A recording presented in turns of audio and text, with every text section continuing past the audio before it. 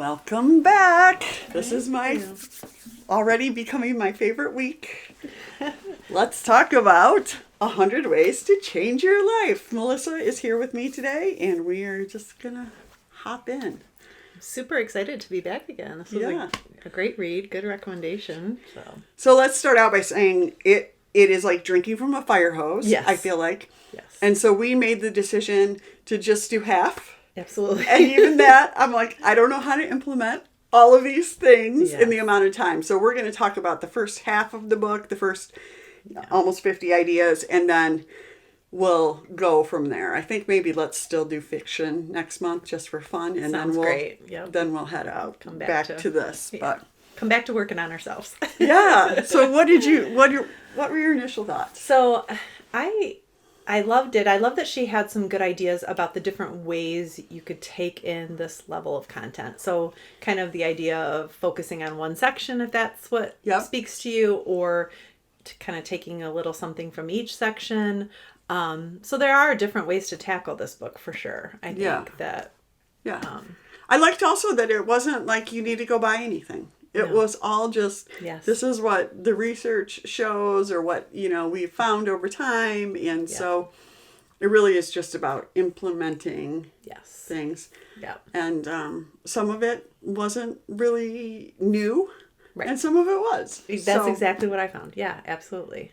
And she has the research to back each thing up, but it's very easily digestible, right? It's not just a ton of studies, just good information. Right. So it does make me want to head to the podcast and listen to her podcast a little bit, but I haven't found time to do that yet. I haven't either, but I felt the same way. Yeah. So, all right. So the first thing it talks about is defining your best life. And I wondered if you've thought about that. I did. I think that's one of the hardest things sometimes for me, to get beyond anything like, yes, I want time with my family. Okay. I want time, to travel, those kinds of things. But that's something I think I could spend more time on so that I'm more intentional. Yeah, for me, I find that's something that I have done many times over the past. So I think it has become more solidified of just not, I want time with my family, but I would like to be a part of potential grandkids' lives on a daily basis. Yes. I would like just what that looks like. I don't want to work a full-time job. Yes. All of these kind of things where it's like I do feel a lot more like I know what I don't want, which is part of the process, right? That helps, right? Getting there, I think. Yeah. But there's definitely exercises out there where they talk about like in 5 years, envision like what you'll be driving, where you'll be living, what your day looks like, all of that kind of stuff. And I think again that's just kind of teaching your brain what to look for. Yes. Down there, as you grow. So I thought that was cool. I mean, it's a good exercise, I think, for all of us. And it's really easy to get kind of stuck in the everydayness, of life. But yes. And I do think it's something that you have to revisit often. You have to maybe build that muscle to do it well, to think about some things that you haven't thought about, or go a little deeper. Yeah. Mm-hmm. So one of the other things she talks about in this is think about your death, which I just wondered what you thought of that. So interesting. That's been very hard for me to do, but I've been trying to get better at that. And I think when I lost my mom, I struggled with a lot of thinking a little bit more about that and some anxiety around it, and have slowly gotten better at being able to do that and seeing the benefits of it. And I think she does a nice job of describing why that can help. Yeah, so I do think that it can give you better clarity about what you want. Right. And I think it's a really important thing to do. I think she gave some good reasoning behind why to go there. I don't think it's something I've done well until more recently. Yeah.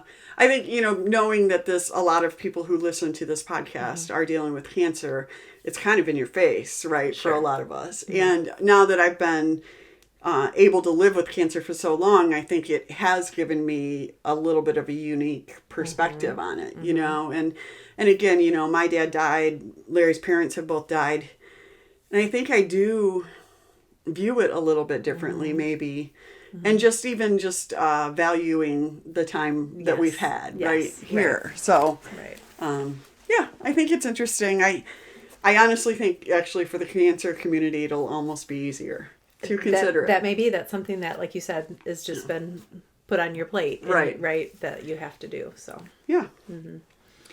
All right. So then the next section is how to stick to your habits and achieve your goals. Yes. So I see you have a few little bookmarks in here. I don't know if there's any in this one or not. Yes. I thought it was interesting. The first thing she talks about is figuring out your why, which I don't know. Did you ever read Start With Why by Simon Sinek? I have listened to, I think, either a TED Talk or a video of him describing that. But yes, I haven't read it. But yeah, it's great. It is great. Like it is. It does kind of talk about it. And it does. Especially like being kind of a chronic or serial entrepreneur at this point and trying some different things, I do really feel like your why matters so much in what you're pursuing and how you're going about it. Yes. So I think we're just so much more likely to be consistent to put in the energy, the effort when we have an understanding of why we're doing it, what it's for. Yeah, I agree. Absolutely. One thing that stood out to me in this section was the WHOOP, the success framework, where we going beyond just visioning the thing happening. She talked about how actually there are times when if you just visualize the thing that you want, that actually satisfies you enough that you no longer have the energy to do the thing. Yeah. And I thought that was really fascinating. So then she talked about using that WOOP, where the W is just what you wish. So you're kind of describing that what you're going for, and then looking at outcomes and obstacles, and then how you're going to overcome that obstacle. I just thought it took visualization like in a whole kind of slightly different direction, but I think maybe more powerful way. Yeah. I definitely like that because I do think I spend a lot of time visualizing what I want, but maybe it does kind of just become like, wow, it's going to come. Yeah. That felt good. I'm good. Yeah. It'll be here. Yeah. And then too, she talks about setting bite-sized milestones, which I think is really funny coming off the gap and the gain, right? Because like really that's what you're looking at is one, making things achievable, but also I think that's a big part of that is looking back at, okay, these are the milestones that I did hit. Where I've been and where I've come. Yeah, I agree. So I like that. Yeah, I mean, I think it's so easy to make things kind of insurmountable if you envision this big goal and then just go, but kind of thing, So where do I start? What do I do? Yeah. Yeah. All right, here's the next one, which I thought was really interesting. How to wake up better. Yeah. Maybe because I feel like I have a love-hate relationship with sleep in general, and I'm not really a morning person and all of these kind of things. So I thought this was really interesting. Yes, I liked this section. I thought it was very interesting as well. So I am somebody who doesn't like to get up super early. Yep. But I wake up and I'm kind of like happy and ready to go. Okay. So, which is kind of interesting for me because my husband is an earlier riser. Yeah. But really doesn't want to be having a lot of conversations. So sometimes it's overwhelming to him because I'm chatty.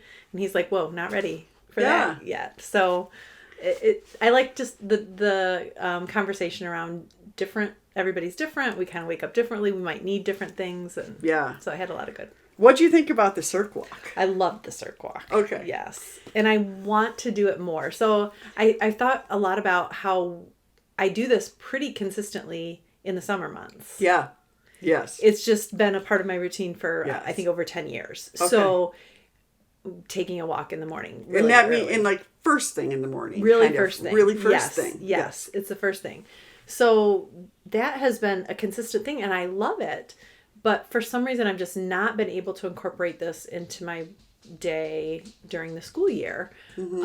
And even on weekends when I could do it, it's just not the routine. So I still haven't quite figured out how to do it. Obviously, also living where we live in the winter, it affects, and then the shorter days. I think it's all of that, but I have been thinking about I kind of live two places during the week. Right. So even I did do a circle walk this morning. Okay. I'm at my house. Sure. I can, but I am trudging through snow and nothing is shoveled. Right. And you know what I mean? It kind of quickly makes you go, oh, this isn't great, right? I'm not enjoying this. And even where I am during the week, I mean, I have shoveled sidewalks and a really easy path to just go and come back. Yes. And I thought, when we remove barriers, it does get easier. It does. And again, we live in, Michigan. It's cold here, cold, yes. So I think it's easy to make excuses, but I think they're sort of valid too. They're legitimate. They are legitimate. Yes. Yeah. But the whole premise with that is that it helps set your circadian rhythm so that you can, and it's just kind of about, it doesn't, and I love that she says, like, she doesn't say you have to get up when the sun comes up. No. She says as soon as you wake up. Yes. Get in the sun. Yes. Get out and help your brain kind of set that. Yeah, it makes sense to me, right? That goes back to, when we used to rise and go down with the sun. So when we, when it was so important to us. Absolutely. Yes. Yeah. But I think it's very valuable, and I would like to do it better. Yeah. And it's tricky, and then some people during these winter months, we go to work in the dark and we come home in the dark. Yeah, and I will say she does address that, but she talks about, like maybe you can get a break and go outside. And it's like, that's just not how most people's days work. And even like my office setting right now that I have, there we don't have any windows. So it's not even like, can't even sit by the window and try to get your work done or whatever. It's just, I think some of us are really deprived of seeing kind of that natural, progression of the sun. So again, that's when I look at, like, what does my life look like down the road? It looks like being able to do a circle walk, and not being late for something else. Being able to build having the flexibility. Yes. Yeah. All right. So the other thing with this is establishing a morning routine. Yes. Which I got to say, I think we've talked about this 100 times. Yes. And I'm not super successful at this. I'm hit and miss. There are certain things that I'm pretty consistent with, but for whatever reason, it is hard to always be consistent. I have somewhat of a routine in terms of like getting up, having some water, making coffee. I do have a journal. I would say 90% of the time I do that in the morning. Pretty good. At least when I'm in that mode, I guess. Yeah. So yeah. I'm all for it. And one of the things I was actually we're doing this podcast in the afternoon, and my day today, what I know about sort of a morning routine is that, like, at least what you get done during that routine is not going to get hijacked by the day. Yes. And that's what I've learned. Even on days that I think, oh, I'm going to do this and this and this, other things come in and take precedence. And so I do feel like, my most important thing should probably be in the morning. And even some of that, like physical activity and things like that. We're going to talk about other ways to kind of pop that in, because you also are battling the fact that, like, I'm not a great morning workout person. No, I'm not either. Yes. So for me, it's kind of like, how do I set up my days to have some success and get ready for what happens. Exactly. Exactly. So. I know it feels great when that gets done. Well, that's why I do love in the summer months. Again, I guess that's the signal to stop working, because weekdays start with that early morning walk, and it's a pretty good one, a 5-mile, pretty fast-paced walk. And so that just feels like that's taken care of for the day. Yeah. And that I can do in the morning. Harder workout than that, no, but a good hot solid walk I can. So. Yeah. So she talks about your chronotype. Did you look up your chronotype? I didn't do much more digging with that, but it was definitely interesting to me. And I thought, I don't think that my chronotype is completely consistent with the career I chose. I agree. Which working in the schools, we start so early. Yeah. Yeah, that was not necessarily the right fit, but I'm too far in now. It's so funny because all the research shows that kids do better later, I just think that all the early birds of the world have convinced everybody that just let's get there early and get out early, and I know, it doesn't feel good. Yeah, I agree. All right, last one in the wake up better is get your phone out of the bedroom. Yes. Oh, I have not done that. I've tried a few times. Yeah, same. But haven't done it. But it makes sense. It does make sense to me. I will say I sleep in a hotel a couple nights a week, so that's pretty challenging. But I guess I could put it in the bathroom. Yeah. But yeah, and I use it at night even for like meditation or visualization. Yes. So I'm sure there's other ways to do it, but I don't know. That might be a later add-in. I'm not sure. Something to aspire to. Yeah, I do understand. Like, I do try to like not wake up and scroll. Yes. You know, those kind of things. Yes. Or if I'm going to use my phone in the first thing in the morning, to use it intentionally. And I've even tried to like kind of put it down at night and move to like a puzzle book or something else, like that kind of thing. But yeah, it's a challenge. It is. I started thinking, okay, if I set it still in my bedroom, but kind of across the room, and still used my AirPods if I wanted to like listen to a meditation, would that work? But I haven't figured it out yet. Okay. So, good goal. Good goal.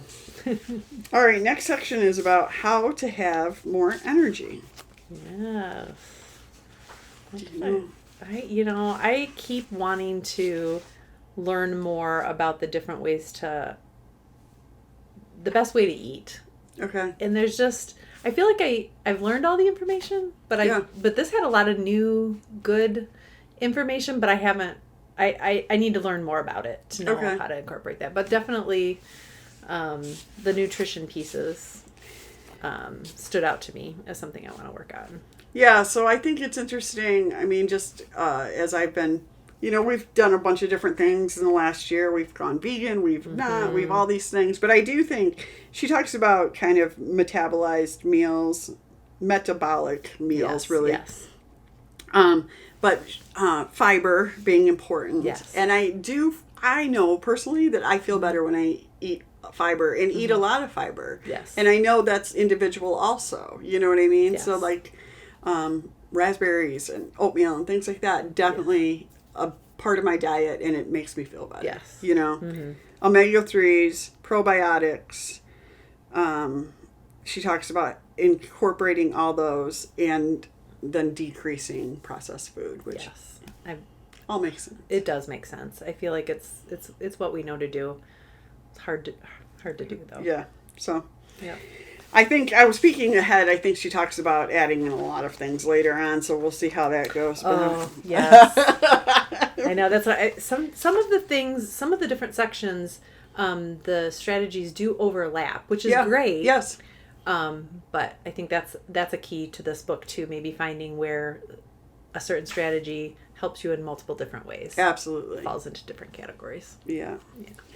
She does talk about doing micro workouts, which I thought was interesting too. I'm pretty good about like, if I want to, I know that 5 minutes counts. Like, you know what I mean? And so you've talked about that even, for years, a little bit here and there, which I think is a great thing.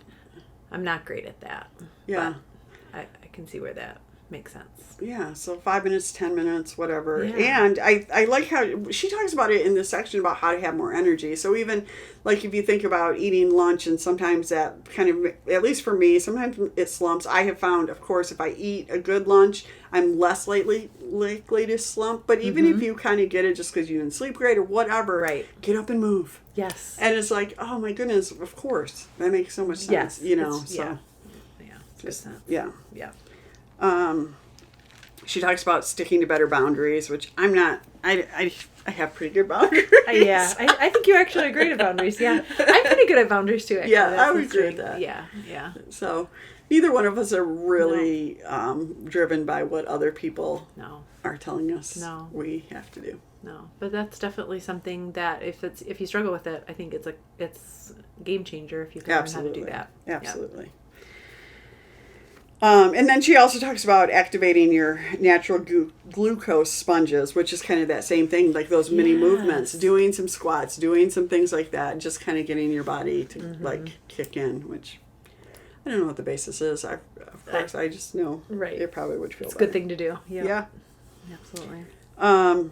She talks about eliminating decision fatigue. Yes, that was interesting. Yeah, I've been thinking a lot about this, and I've been talking about it a little bit. I think there's a lot of podcasts out there that have talked a lot about mental load in the last year or so, and just how women predominantly carry the mental load of the household in their lives. Yes. And how just that constant list, but then also those constant decisions are such a pain. Yes. And I will say, like, again, because I have this kind of half and half life right now, I plan my meals and they're done. It's planned for the week. They're planned for the week. I put my clothes in a suitcase and that's my decision for the week, and it really does feel good. I bet. Yes. That's interesting. Yeah, you've created a schedule that just eliminates those decisions, but I like it. It's kind of funny because I think on the other side of that, like I wouldn't be naturally inclined to do that at all, It's just but it is kind of nice to not have to think about those extra things, Absolutely. so. Right. Like some of those really smart folks who wear the same thing every day, right? Yes.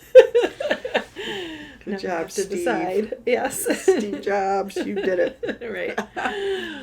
All right. Yeah. The last one in this section I learned about from you. Yes. The cold shower. The cold shower. Yes. It is great for a lot of things. Again, something that I did very consistently through the summer months. Okay. I am much less consistent now, and I don't know if it has to do with being back to work or the fact that it's cold outside. I think it's maybe a combination of things. But I got into that routine of after my long walk, come back and take a cold shower. I actually would do it. I first did cold showers, but then I changed it to my version of a cold plunge just in my bathtub. Oh, okay. Okay. Yeah. So would you do a warm shower first and then change it to cold? Or no?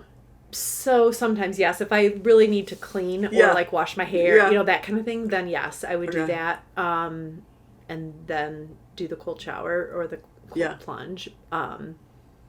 And it's amazing. The first 30 to 60 seconds are hard. Yeah. And then it's not bad. Yeah. And I have incredible energy after that.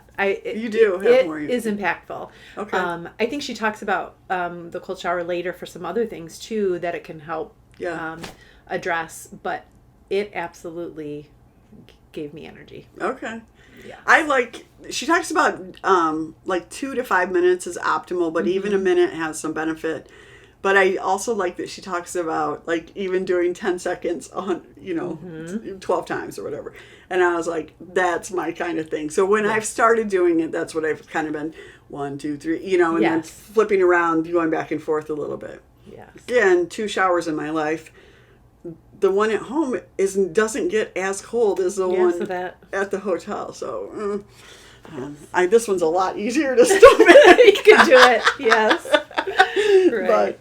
But I think it's interesting, and again, I do like how she talks about even in just the mental aspect of knowing you can do things that are hard, and I do believe in that kind of thing. Yeah, so. That distress tolerance, right? We can build a tolerance. Like, oh, I got that. I can do it. Mm-hmm. We actually talked about it on here recently because I was saying the other thing for me being kind of through menopause, but I'll get so hot that like a shower doesn't cool me off, or by the time I'm done showering and then blowing my hair dry and all that kind of stuff, like the heat is too much. Yes. So I do think that the cold shower also kind of brings the temperature back. It does. With that, even in the cold. I mean, that I experience year round. So yes, Yes. I guess I can do it. You can. I do believe in it.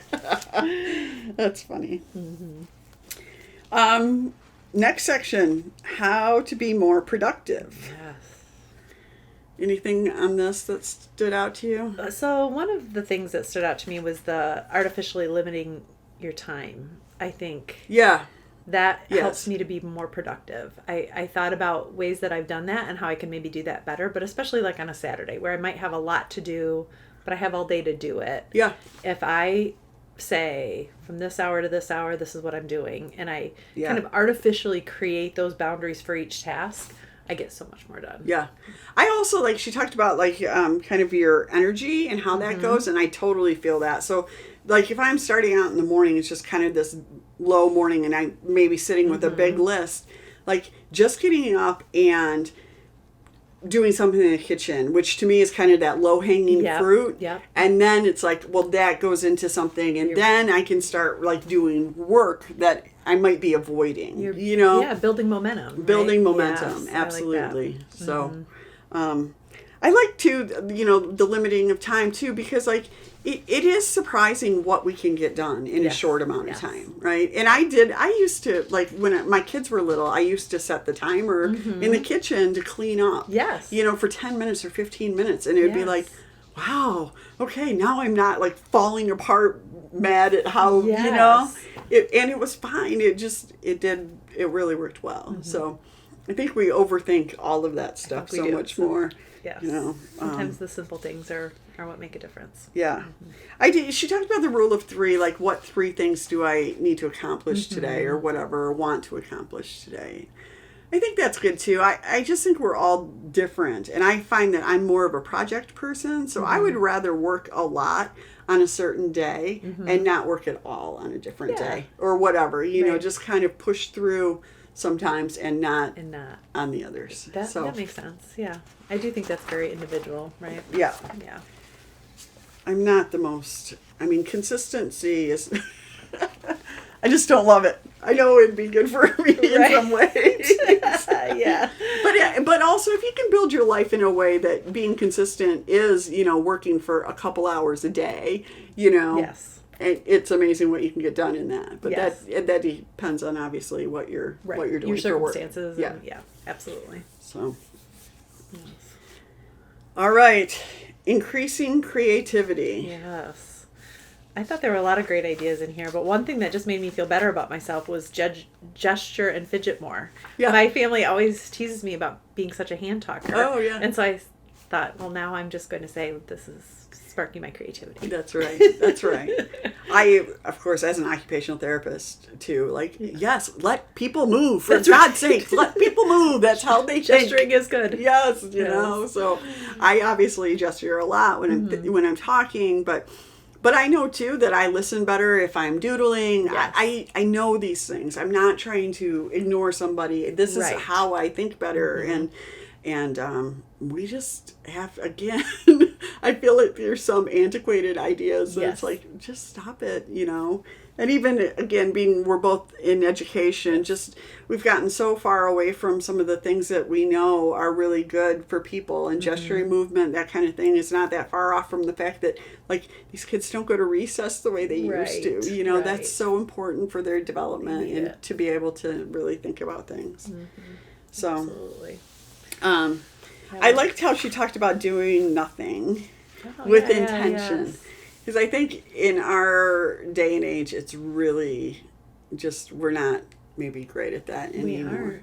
There's always something that you can be doing. Yeah. Or information you can be taking in. Right. But our brains and our bodies need time to not do that. The next section is be more successful. I have been saying the first thing she talks about is get in motion, which again is kind of like, you know, doing those small things first. But I really realized this about myself during COVID. But, you know, an object at rest stays at rest, and an object in motion stays in motion. And it's just so true. So when you come to a screeching halt, you got to figure out how are you going to get back moving, you know. Yeah, I think that, So, get started. Get going. started. Get it going. Yes, Yes, exactly. we're gonna, yeah, one that stood out to me in that section was, well, it's titled Use Neuroscience to Bring Your Dreams to Life, but just that there's science behind things like vision boards, that there's science behind